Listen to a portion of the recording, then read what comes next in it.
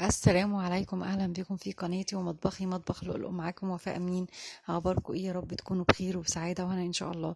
فيديو النهارده هيكون عن طريقه الناجتس، وانا هعملها بطريقه سهله جدا وبسيطه.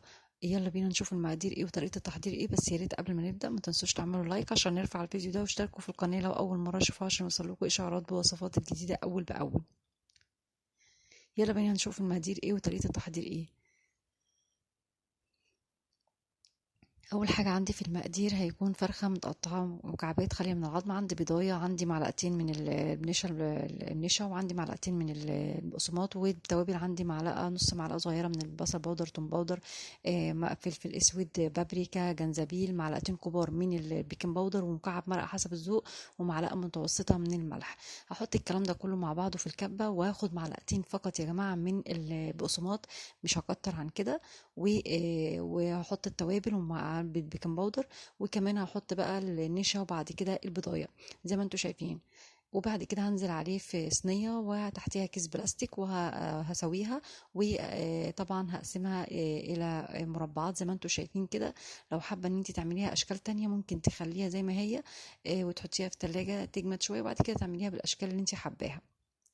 اما بديل البقسماط ممكن تحطي بطاطسايه عادي مفيش مشكله. وكمان البيكنج باودر يا جماعه انا حطيت معلقتين لان عندي الفرخه كبيره، 2 إلا. وبعد كده دي بتخليها هشة ومش مكتومة معانا. هنيجي بقى للشكل اللي هو البيضاوي بتاع الشركات، بعملها زي صباع كفتة، وبعد كده بنزل بصباعي في المية زي ما انتم شايفين، وببططها كده وبخليها بالشكل البيضاوي زي ما انتم شايفين. سهلة جدا ومش محتاجة قطعات ولا أي حاجة. بعملها صباع كفتة وبعد كده ببططها، وبعد كده بنزل بصباعي في المية وبمشي بيها وزي ما انتم شايفين كده، عشان خاطر بس الرسمه تمشي معايا لازم احط صباعي في الميه زي ما انتم شايفين اهو. سهل جدا. خلصت الكميه، نيجي بقى للكفر. هحط بيضتين عليهم ملح وفلفل اسود، وكمان كوبايه لبن، وزي ما انتم شايفين. بعد كده هنزل للكفر بقى الخارجي اللي هو المقرمش، عندي كوبايه من البقسماط، وكوبايه من الكريسبي، وكوبايه من الدقيق.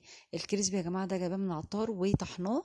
وهنزل بقى زي ما انتم شايفين بالقطع من الدقيق، ومن الدقيق للبيض، ومن البيض للبقسماط والكريسبي زي ما انتم شايفين اهو. برضو كمان واحدة تاني قدامك اهو، من الدقيق، ومن الدقيق للبيض، ومن البيض للبقسماط والكريسبي زي ما انتوا شايفين اهو.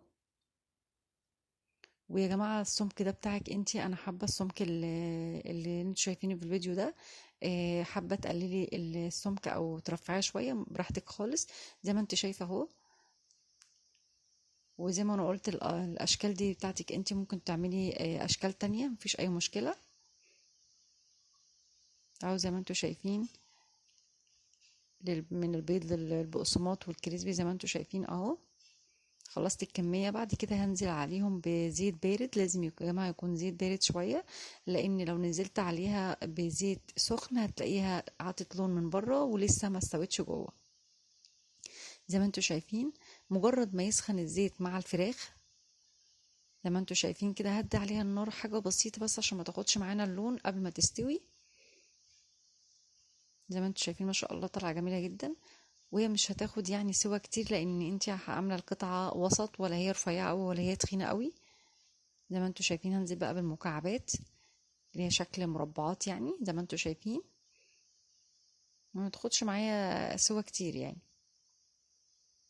اهو خلصت الكميه، ما شاء الله جميله جدا وتحفه، وممكن تديها الاولاد في اللانش بوكس ولا شاربه زيت ولا اي حاجه. يا رب يكون الفيديو عجبكم. يلا لايك وشير وسبسكرايب لقناتنا على اليوتيوب عشان تقدروا تشوفوا كل الفيديوهات بكل سهوله، واشوفكم في فيديو جديد ان شاء الله.